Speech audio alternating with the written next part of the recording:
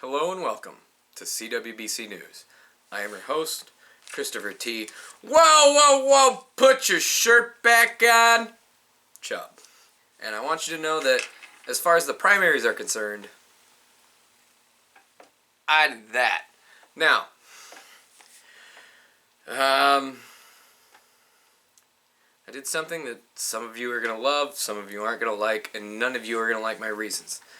And I'm not going to elaborate. So, just to let you know that whether or not you like my reasons for my dog in this fight, my dog won.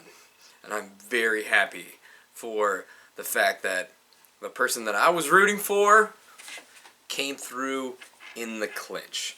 Won by, 39 to 57, so that's roughly, 18%. That's a win. I know it's just a primary, but that's a win. So I would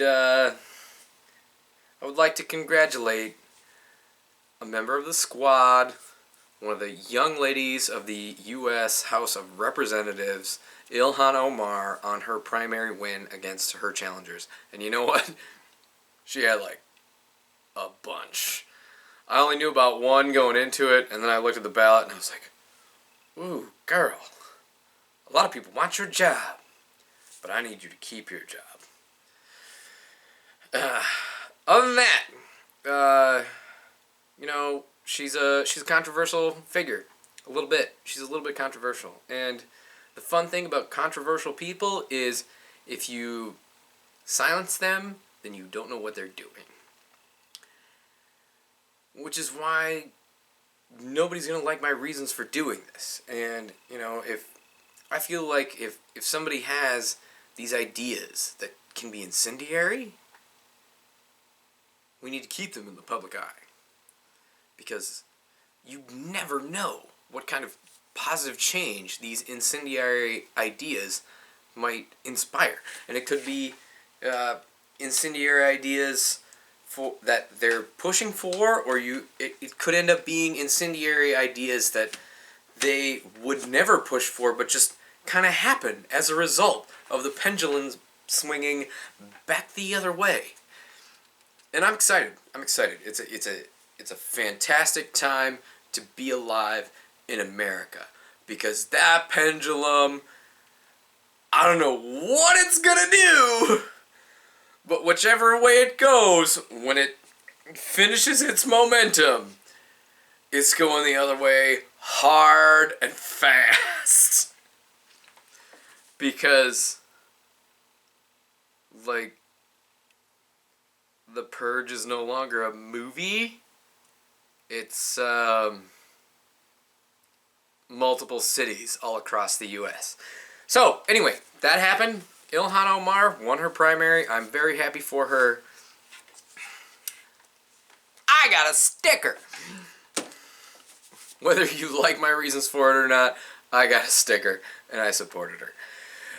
Let the pendulum swing. Now, here's the other thing. On the primaries on the Democratic side. Tulsi Gabbard was primaried, and Tulsi Gabbard lost. And I saw a post on Facebook saying, this is fantastic. How could any reasonable left-leaning people ever vote for Tulsi Gabbard?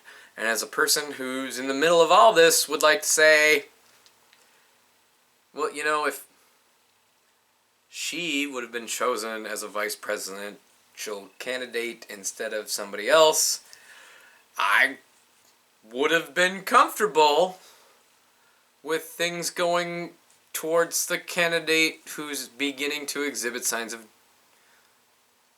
decline. But, nope, we didn't do that. We went for, people made choices. So anyway, that's that, and that's out of the way. Now, here's the fun one. Here's the really, really fun one.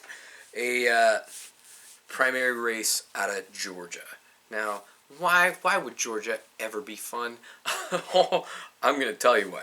So, a woman named Marjorie Taylor Greene, with 3's, won the Republican primary for her U.S. congressional district. And she ran on a platform of basically Epstein didn't kill himself. I'm not even joking. I'm reading an article from the New York Times that was put in my local paper. All right, so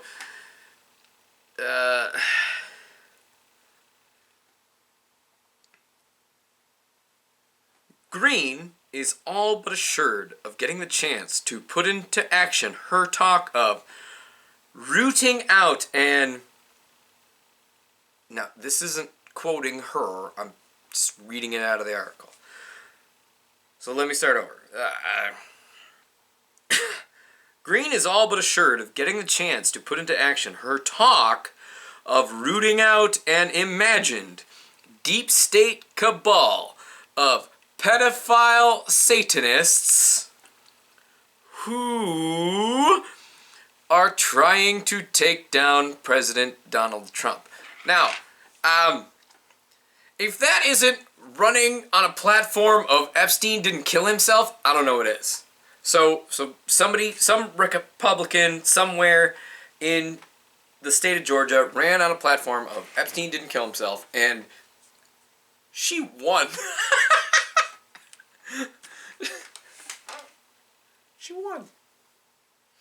She won. So, like I said, there's a pendulum. It's doing stuff. We are gonna see what it does in a couple of months here. Now, on a much more serious note.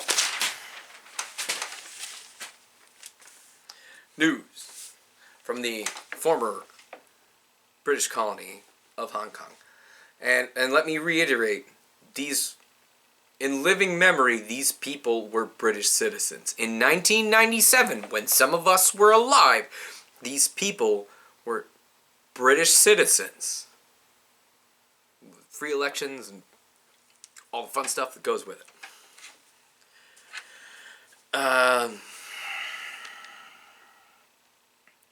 Hong Kong authorities broadened their enforcement of a new national security law arresting media tycoon Jimmy Lai, searching the publisher's headquarters and carting away boxes of what they said was evidence, in a blow to one of the territory's leading pro-democracy newspapers. Police also arrested pro-democracy activist, I've had a few beers, excuse me, Agnes Chow Ting on charges of inciting secession under the same law. Now, what I want you to keep in mind is that under this law, you don't actually have to commit these crimes after the law was passed. If you did it before the law wasn't acted, they can just come and rip you out of your house in the middle of the night and deport you from your island homeland. They can do that because it's China. Both the NBA and Disney and Hollywood and whoever else you want to imagine is on the side of the mainland. Now, look at this. How many of you didn't go vote in your primary? There was a protest in Hong Kong that lasted over a year over this, not for the general election, for the primary. They wanted the ability to choose who was going to represent their side. Not just who was going to represent them, but who was going to represent their side. I got the chance to do that yesterday. And whether or not you agree with my motivations for voting for who I did or didn't, it doesn't matter. I had the opportunity to go out and say, I choose person such and such to represent color. And I went out and did it. And everyone I talked to about it, outside of this makeup, didn't care. No one was interested. Wherever they live, they trust that, their color was going to pick somebody that they were going to like. And so when time came later on to choose, between colors, they were just going to pick their color. And they weren't worried about it. Here's the problem with that. If you're just picking a color, and you're not picking who represents the color, then you aren't in control of that person. You, as a voting body, have no control over that person. You have no influence over that person. You have a lot of illusions of, your ability to have power over and control that person. But in the country that I live in, half of the people who could register to vote don't vote. And the fraction of those who actually do choose to vote, when it comes to primaries, I couldn't even begin to imagine how small the fraction is. Those who get to choose who represents color, faction, animal mascot is. It's tiny. You never have more voting power than you do in a primary. Because people don't care. And so many people don't care. And that's the thing. These people in Hong Kong, they pioneered the use of battery-powered leaf blowers to push back tear gas. That came from them. It's being used in America now for the rioters. But these people in Hong Kong, when the British left, they were guaranteed 50 years of being able to choose the people who represent their side in an election. And it's only been 23, and China says not anymore. And I feel helpless.